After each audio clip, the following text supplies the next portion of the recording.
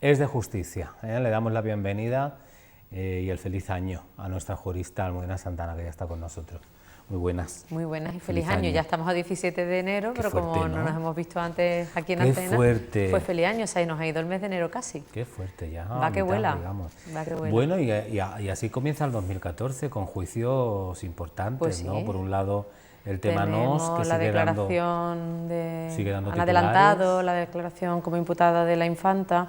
Previamente van a declarar los peritos de Hacienda que ha solicitado la Fiscalía Anticorrupción. Y hay una contestación al fiscal Ahí hay muy educada, muy un correcta. rifirrafe jurídico bastante importante. Y de Pero bueno, amistad, ya estaremos pendientes, ¿no? De cómo se van sucediendo los... El día 8, que está fijado. El día 8, la de la infanta, pero previamente van a declarar, o al menos eso he oído en las noticias, solicitó el fiscal anticorrupción que declararan los técnicos de Hacienda que habían informado sobre la no comisión de delito fiscal por parte de la infanta. Entonces, como los técnicos han dicho que no y el juez ha solicitado la imputación, pues el fiscal, entre las medidas que solicita la declaración en calidad de testigos de estos técnicos, pues para que aclaren en base a qué ha habido ocultación informaron, no, ocultación no, sino si es verdad que ellos siguen manteniendo, que no, me imagino que será en ese sentido.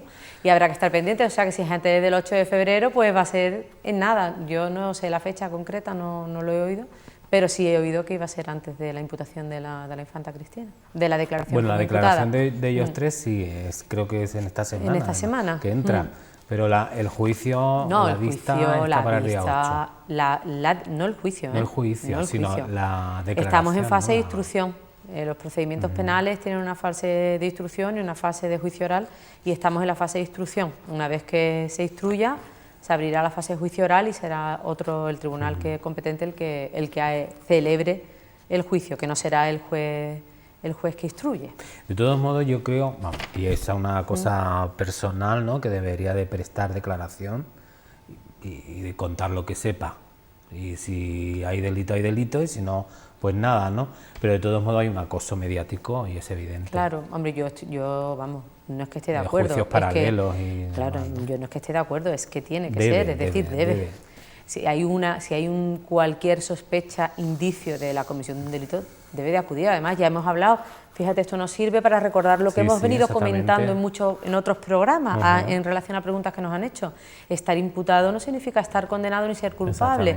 Es un derecho del propio imputado a poder defenderse. Es decir, esta señora hasta ahora tiene que ver en prensa en los juicios paralelos que se están desarrollando, porque eso ocurre aquí en todos sitios, y está viendo cómo se le está acusando, tiene la oportunidad. Es una figura mediática. Otra cosa es que de esa declaración y de esa imputación se haga un circo, y en eso yo me imagino que como nadie, pero ella no estamos de acuerdo, ¿no?, en que se haga un circo de estas circunstancias, pero vamos, tiene los mismos derechos y los mismos deberes que el resto de los ciudadanos, y si a nosotros nos pasara, pues iríamos en calidad de imputada al juzgado y asistido de nuestro abogado, de nuestro procurador, a declarar lo que nos pregunten y a contestar lo que entendamos que tenemos que contestar, y ya lo que decidan los jueces respecto a mantener la imputación de cara a un procesamiento, o de declarar que, bueno, pues que no se considere que sea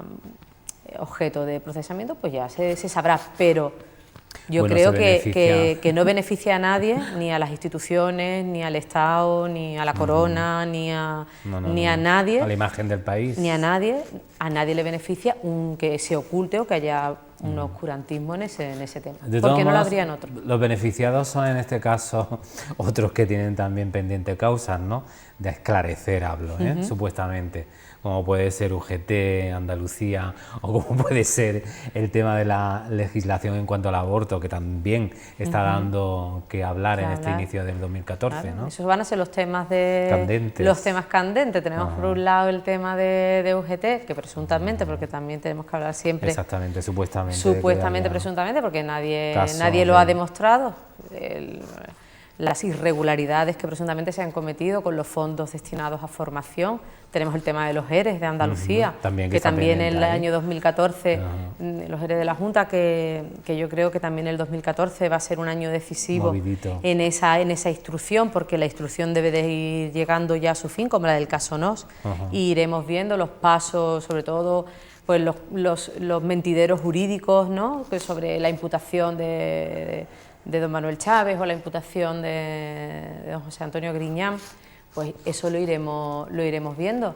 Y luego tenemos el tema de, bueno, pues de las modificaciones legales, el tema del aborto, que es un tema muy escabroso, ¿no? No escabroso, sino que hiere sensibilidades y que, bueno, pues había ahora mismo como una especie de paz social, un status quo en cuanto a la regulación. Hay una modificación, habrá que ver cuál es el texto definitivo que va a ir al... Y bueno, pues ya sabemos que hay diferentes corrientes y que hay... Para, digamos, poner sobre la mesa la historia del consenso, ¿no? Porque son cosas que hay que consensuar, lo mismo que la educación quizá y lo mismo que... Yo siempre, ¿no? pero eso ya son cuestiones muy particulares, yo entiendo, desde mi punto de vista, y además, mira, si sirve esta televisión para hacer un llamamiento, yo creo que hay temas que tienen que ser asuntos de Estado.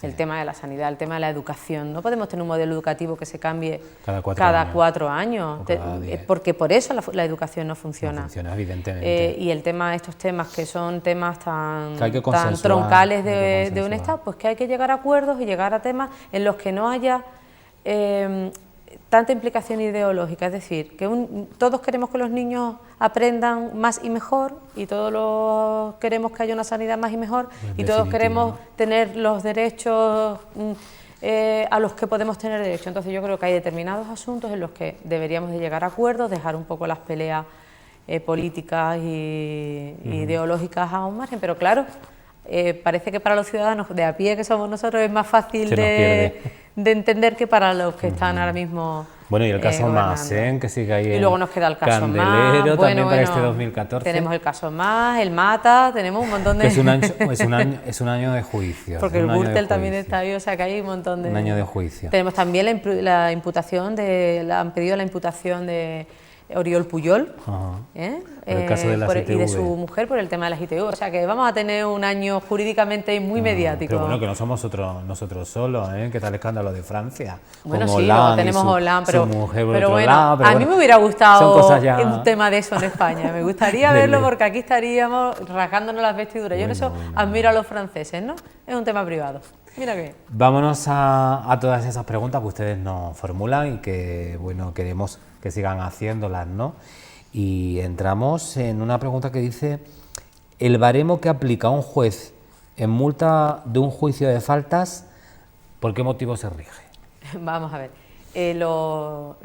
cuando se celebra un juicio de falta, los juicios por falta no llevan aparejadas penas o de multa o de localización permanente. Almudena, perdona, ¿un juicio de falta podría ser una discusión con un vecino? Sí, los juicios de falta se celebran por la comisión de infracciones penales menos graves, es decir, infracciones que no llegan a ser delitos.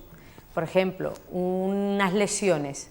Si yo me peleo contigo y nos empujamos y tú te caes o yo te doy un puñetazo, pero esa lesión que yo te he producido no necesita nada más que la primera asistencia, pues lo típico, vas al centro de salud, te hacen un parte de lesiones, un eritema en la cara, un moratón y no pasa a más, es una infracción penal porque se ha cometido un hecho penal, pero no requiere una reprobación porque no ha habido una gravedad, entonces se sustancia como una falta. Si yo en esa pelea, además de pegarte, te rompo el pómulo, el maxilofacial y la nariz y tú requieres una intervención quirúrgica, bueno, pues como has necesitado un tratamiento médico posterior, se entiende que tú has necesitado, que la lesión ha sido mucho más grave y entonces se tramitaría como un procedimiento ordinario, es decir, como un delito.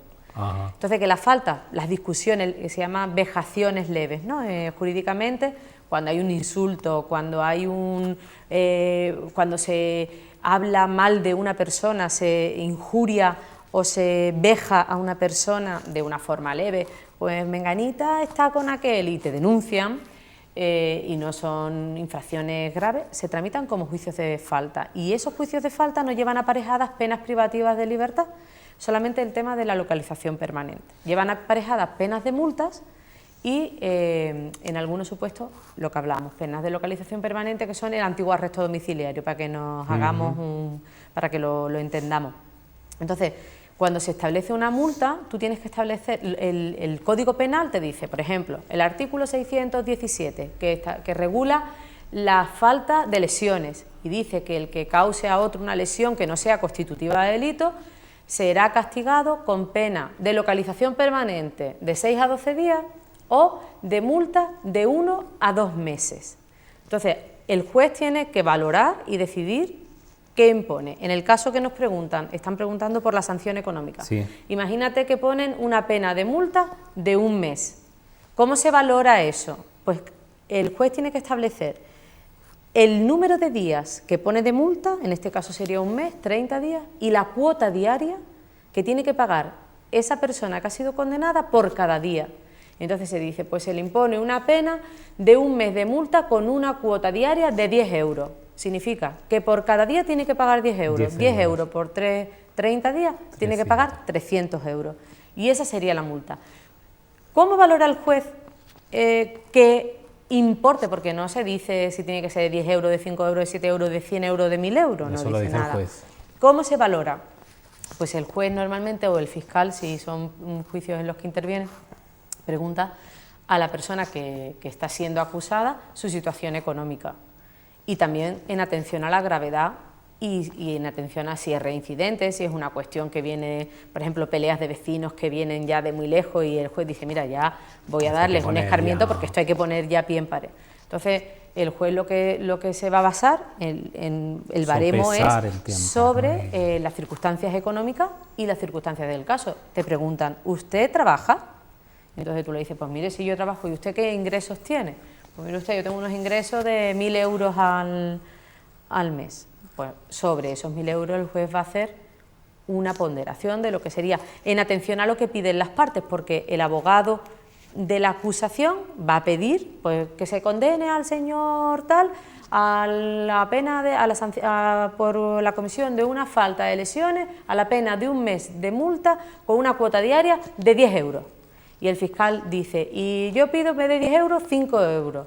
Y el abogado de la defensa dice, pues yo pido que sea a 3 euros, porque mi cliente no tiene, está en situación, tiene que atender a muchas circunstancias familiares y tal. El juez, en atención a lo que pide la acusación, solicita al fiscal y solicita a la defensa, establece una ponderación que luego es la que finalmente se impone y que será objeto de recurso en el caso de que se recurra a la o sea, que no existe un... No hay un baremo establecido. Más o menos, pues ya nos movemos siempre con las mismas, pero que lógicamente no es lo mismo una persona con unos recursos económicos que con otros, ni una persona que ha sido una pelea accidental a una persona que tiene ya una actitud reincidente y siempre la misma en el asunto. Y así es como se pues mira, en relación al tema del juicio de falta, dicen, además si se puede pedir arresto domiciliario en un juicio de faltas, ¿qué requisitos se deben cumplir para que te lo concedan en vez del abono del dinero? Vamos a ver, las faltas pueden ser, hay algunas que son sancionables con arresto. No, es que ya el arresto domiciliario no existe, se llama pena de localización permanente, pero vamos, prácticamente es lo mismo. Es lo mismo. Y con multa. Tú puedes solicitarlo.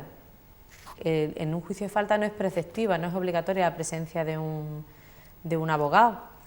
En el caso de que vayas acompañado de un abogado, tú se lo puedes decir a tu abogado, oye, mira, yo si me van a condenar, yo prefiero estar 4 días, 5 días, 10 días en mi casa antes de tener que pagar porque no tengo dinero. Y si no vas acompañado de abogado, tú también, el juez te va a dar la posibilidad de poder defenderte, es decir, que aunque tú no vayas con abogado, el juez te va a preguntar para que tú te expliques, te va a preguntar y además ese juez entiende que como tú no estás siendo asistido por una persona que tenga conocimientos, pues que él es comprensivo de que las personas no saben cuándo lo tienen que expresar o cómo lo tienen que hacer, pero te dan la oportunidad, entonces lo puedes solicitar. Oye, mire usted, señoría, yo no estoy de acuerdo con los motivos que se me acusan, pero en el caso de que usted me considere culpable, solicito que en vez de imponérseme una sanción económica, pues se me imponga una pena de arresto domiciliario, que el juez lo va a entender. Pregunta también que cómo es, ¿toda la semana de lunes a domingo, Bueno, o fines pues de semana? Imagínate en el caso o que... solo día entre semana, de lunes a Depende, viernes. está regulado en el Código Penal, y el Código Penal dice que se puede cumplir o en el domicilio o también se puede cumplir en centros penitenciarios. Ajá. Normalmente la pena de localización permanente, y sobre todo por falta, se cumple en el domicilio. Cuando se dicta la sentencia no es firme, se dicta la sentencia y contra la sentencia se puede interponer recurso. Cuando la sentencia ya es firme, porque no se han interpuesto recursos, porque los recursos se han resuelto, se inicia un proceso que es de ejecución de la sentencia. Entonces te llamarán del juzgado, llamarán a la persona del juzgado y le dirán: mire usted ha sido condenado a una pena de localización permanente de 6 días. Normalmente te preguntan: ¿a usted cuándo le viene bien? Porque los 6 días que tú estés cumpliendo esa condena... Te dan la opción de elegir. Bueno, te dan la opción, no, que no dentro de 7 años, no. Con una normalidad, pues mire usted, puedo empezar la semana que viene porque tengo que avisar en el trabajo, porque lógicamente tú de tu casa no puedes salir. Y esos días que se establecerán y en el juzgado se recogerá en un acta y constará que del día 17 de enero al día 26 de... 10 días, ¿no? Del 17 al 26 de enero Almudena Santana está cumpliendo condena de localización permanente en su domicilio, que tengo que decir cuál es, en el domicilio de la calle tal, tal, tal, número tal, de la ciudad tal, y entonces no puedo salir ni a comprar el pan. Esos días yo tengo que estar en mi casa, porque además se da orden a la policía local o a la Guardia Civil para que aleatoriamente, sin avisar, en horario no todos los días a la misma hora, pasen por tu casa para comprobar que tú estás allí. Si tú no estuvieras en casa, si esa persona incumple esa orden, que es una orden por sentencia, está cometiendo un delito. Está cometiendo un delito que se llama quebrantamiento de condena. Ajá. Está incumpliendo la condena que se le ha impuesto. Y entonces se perjudicaría, yo aconsejo que si alguien tiene que cumplir una pena, que lo haga. Porque, por ejemplo, en una pena de 10 días de vejaciones, o de 10 días de localización permanente por una pelea que no ha tenido importancia, si se quebranta se puede convertir en 6 meses de prisión. Porque el quebrantamiento ya no es una falta, ya es un delito y ya lleva aparejado una pena de prisión. Entonces es un absurdo que por estar 10 días en casa nos comamos 6 meses de prisión, que no es lo mismo. Prisión. Estar en zapatillas en un momento dado en tu casa es estar... Y luego también hay que saber que cuando se trata, por ejemplo, el típico buscafollones que todos los días está en el juzgado una falta por lo mismo, ¿no? Por pelea. Cuando hay una reincidencia, el juez puede acordar que el cumplimiento no se haga en casa, sino que se haga también en centros penitenciarios o entre semana en la casa y los fines de semana en centros penitenciarios y festivos. Es decir, pero que no es una tontería, que no es nada baladí. Es decir, que si no se cumple, se comete un delito.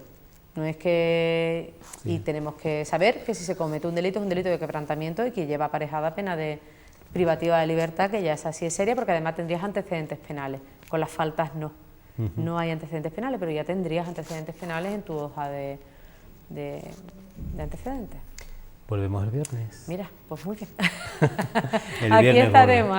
El viernes volvemos. Sigan ustedes preguntando, que nosotros les daremos a nuestros Vamos poquito a poco porque nos enrollamos mucho, pero bueno, vamos contestando. Sí, a la medida de lo posible.